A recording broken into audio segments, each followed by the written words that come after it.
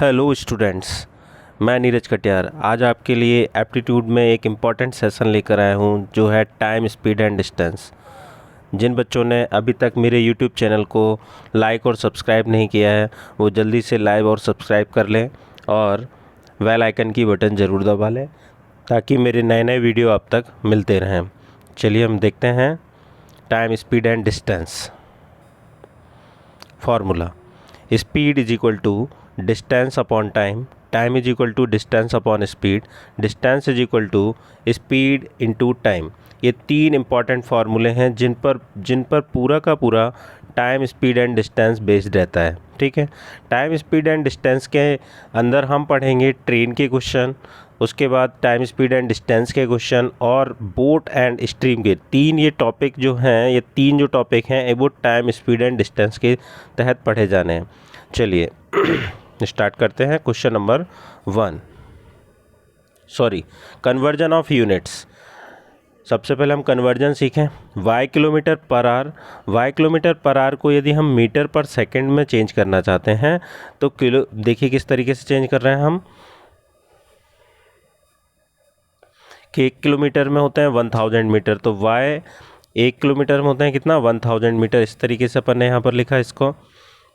इसके बाद देखिए आवर को अगर आप चेंज करेंगे 1 घंटे में होता है 60 मिनट और 1 मिनट में होता है 60 सेकंड, तो अपन को आवर्स को सेकंड में चेंज करना है तो 60 × 60। इस तरीके से अपन इसको सॉल्व कर लेते हैं।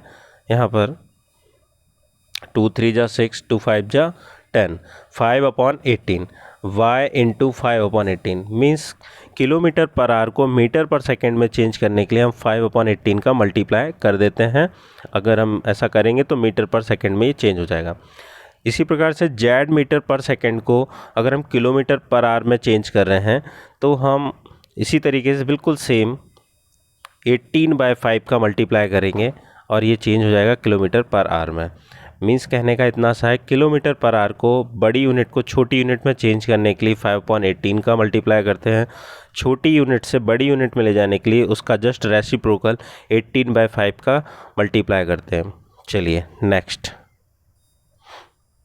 Case 1, when train cross stationary object with no length, pole, tree, man in time t।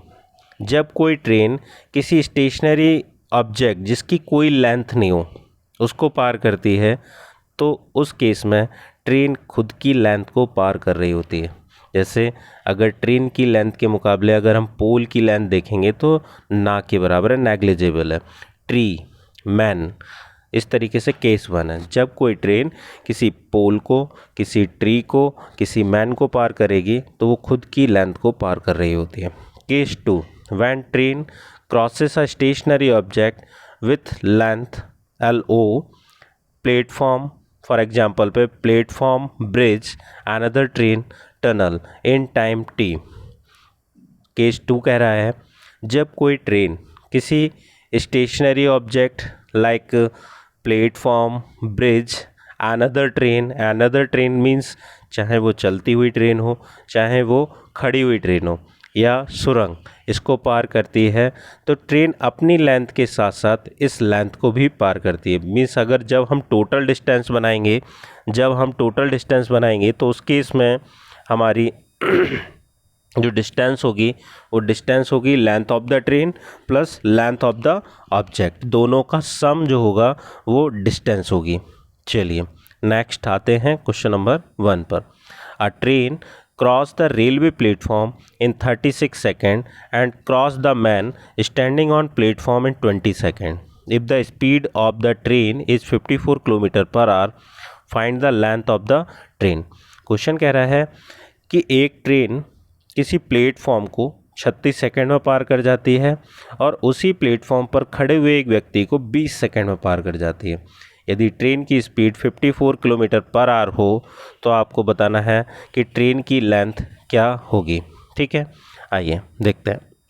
सबसे पहले आपने केस 1 पढ़ा कि जब कोई ट्रेन किसी मैन को पार करती है तो वो खुद की लेंथ को पार करती है। तो यहाँ पर इस लाइन को अगर हम देखें तो इससे हमको लेंथ ऑफ द ट्रेन निकल सकती है। तो length of the train means distance is equal to, formula होता है speed into time, speed into time. और जब इसको सॉल्व करेंगे तो स्पीड हमारी क्या है 54 किलोमीटर पर आवर, इसको मीटर पर सेकंड में चेंज करेंगे तो 5/18 का मल्टीप्लाई इनटू टाइम जो है 20 सेकंड में पार कर रही है, तो 18 3 जा 54, 5 3 जा 15, 15 2 जा 30 मीन्स 300। तो ट्रेन की जो लेंथ निकल जाएगी वो निकलेगी आपकी 300 मीटर। ओके, नेक्स्ट क्वेश्चन कह रहा है कि ट्रेन जो है प्लेटफॉर्म को 36 सेकंड में पार करती है, 36 सेकंड में। ठीक है, तो जब ट्रेन किसी प्लेटफॉर्म को पार करेगी तो अपनी लेंथ के साथ साथ प्लेटफॉर्म की भी लेंथ को पार करेगी, तो उस केस में डिस्टेंस इज इक्वल टू हो जाएगा, distance is equal to formula बनेगा स्पीड इनटू टाइम। और डिस्टेंस इस समय क्या होने वाली है, length of the train plus length of the platform, जिसमें से लेंथ ऑफ द ट्रेन आप निकाल चुके हैं। तो लेंथ ऑफ द ट्रेन रख देते हैं 300 मीटर प्लस प्लेटफॉर्म की length p is equal to 54 kilometre per hour, इसको मीटर पर सेकंड में चेंज किया 5/18 इंटू टाइम जो बोल रहा है वो 36 सेकंड। ठीक है, इस तरीके से इसको चेंज किया, 18 3 जा 54, ठीक है, 5 3 जा 15, 5 3 जा 15, 15 6 जा 540, 540, यहाँ पर 300 प्लस चल रहा है, P की जो वैल्यू आ जाएगी 540 माइनस 300 मीन्स 240। ठीक है, तो इस तरीके से जो प्लेटफॉर्म की लेंथ निकली वो 240 मीटर निकली। आपको ये क्वेश्चन अच्छे समझ में आ गया होगा, ऑप्शन डी इसका आंसर होगा। आइए इसी क्वेश्चन को देखते हैं हम कुछ दूसरे तरीके से। यहाँ पर हम direct length of the platform निकालेंगे, तो किस तरीके से निकालेंगे, तो length of the platform is equal to formula हम लिख लेते हैं डिस्टेंस इनटू स्पीड, सॉरी गलत हो गया formula, speed into time, distance is equal to speed of the time. और यहाँ हम डायरेक्ट निकाल रहे हैं लेंथ ऑफ द प्लेटफॉर्म। तो ट्रेन की स्पीड क्या है हमारी 54 किलोमीटर पर आवर, इसको चेंज कर लेते हैं मीटर पर सेकंड में। ठीक है, 5/18। ठीक है, अब इसके बाद हम बात करते हैं टाइम की। तो टाइम जो है, एक ट्रेन जो है प्लेटफॉर्म को पार करती है 36 सेकंड में, और उस पर खड़े हुए व्यक्ति को जो पार कर रही है वो 20 सेकंड में।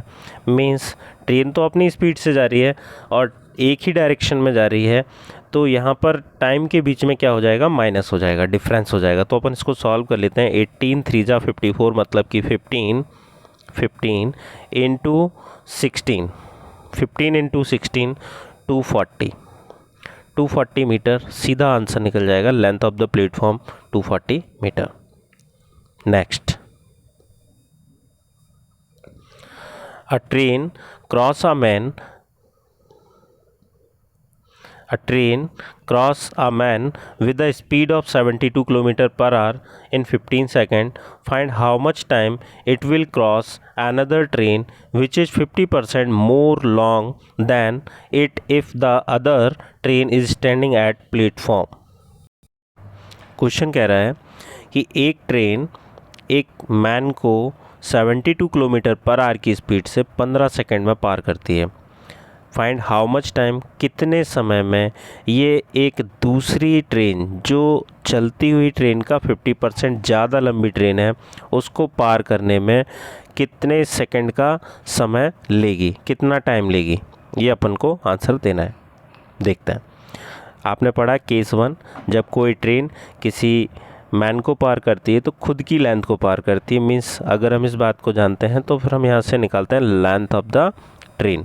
Length of the train is equal to formula होगा distance is equal to speed into time. 72 kilometre per hour speed को हम चेंज करेंगे 5/18 से मल्टीप्लाई करके, ये आपका मीटर पर सेकंड में चेंज हो गया, इनटू 15 सेकंड, 18 4 जा 72, 4 5 जा 20 इंटू 15 होगा 300। तो लेंथ ऑफ द जो ट्रेन निकलेगा वो निकलेगा 300 मीटर, 300 मीटर। ठीक है, इसके बाद क्वेश्चन कह रहा है कि एक खड़ी हुई ट्रेन जो चलती हुई ट्रेन का 50% ज़्यादा लंबी है। तो 300 का 50% करेंगे तो 150, 300 प्लस 150 करेंगे तो जो खड़ी हुई ट्रेन है, जो सेकंड ट्रेन है, उसकी लेंथ आ जाएगी आपकी 450 मीटर। 300 का 550% कितना होता है 150, 300 प्लस 150 जोड़ेंगे तो कितना होगा 450। ये खड़ी हुई ट्रेन है, ठीक है। इसको पार करने में कितना समय लगेगा सेम स्पीड से? तो फॉर्मूला इस बार होगा आपका क्या, time is equal to distance upon speed. और ये केस 2 के तहत चलेगा। तो केस 2 जो कह रहा है वो कह रहा है आपसे कि जब कोई ट्रेन किसी प्लेटफॉर्म को पार करती है तो अपनी लेंथ के साथ साथ उसकी भी लेंथ को पार करती है। तो distance is equal to formula होगा time is equal to formula होगा डिस्टेंस अपॉन स्पीड।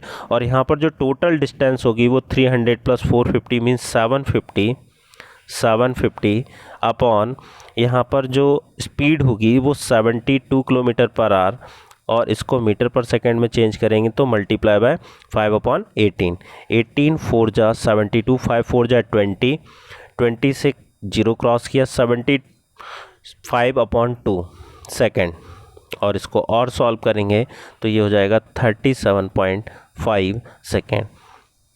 चलती हुई ट्रेन अपने से 50% ज़्यादा लंबी ट्रेन को 72 किलोमीटर पर आवर की स्पीड से चलते हुए 37.5 सेकेंड में पार करेगी। Means option C correct. Next, a train cross a tunnel half of its length with a speed of 72 km per hour in 60 seconds.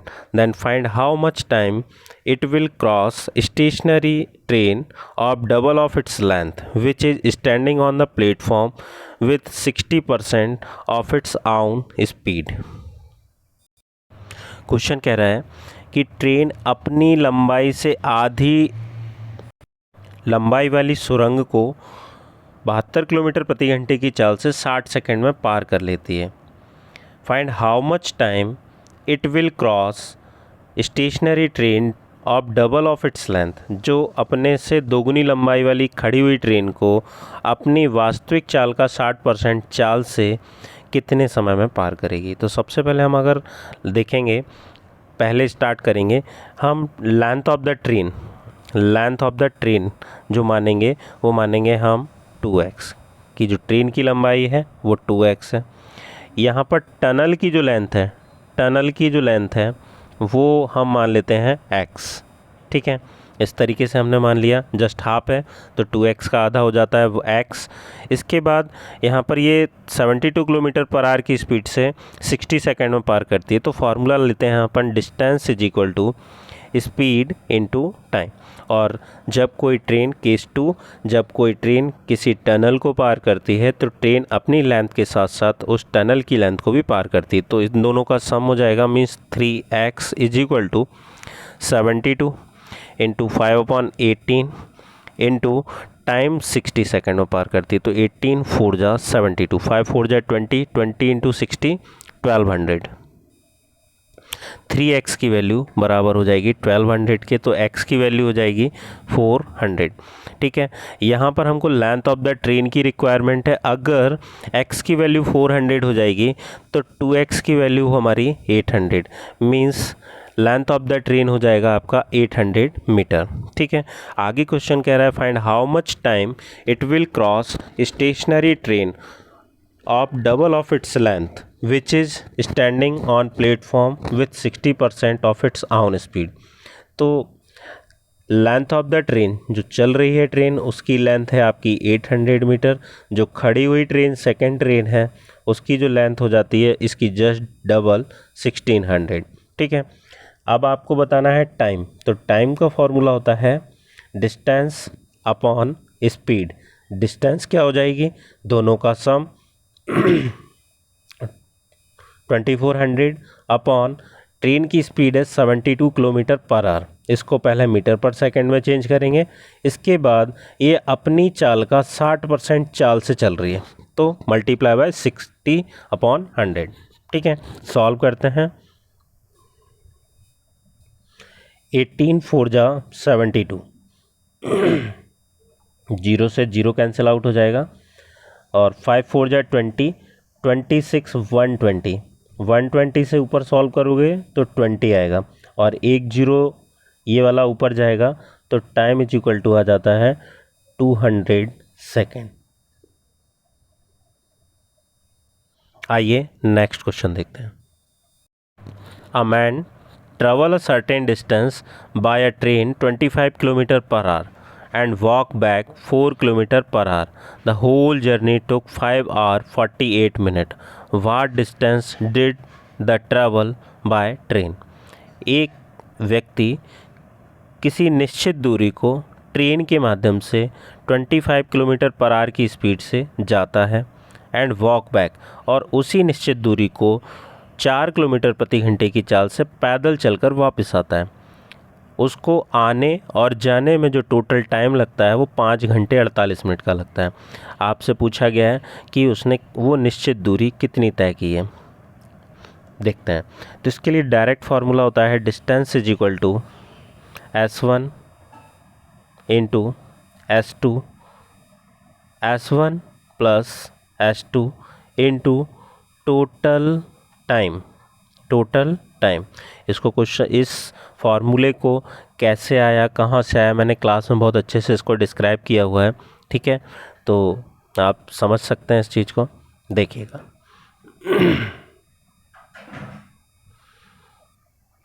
तो डिस्टेंस स्पीड क्या है, पहली स्पीड 25, दूसरी स्पीड 4, दोनों का सम 29, टोटल टाइम 5 आवर 48 मिनट। तो 5 our plus 48 minute को भी आवर्स में चेंज करेंगे तो 48/60, 12 4 जा 12 5 जा, दोनों का सम करेंगे तो 29/5, तो यहाँ पर total time 29/5 is equal to distance.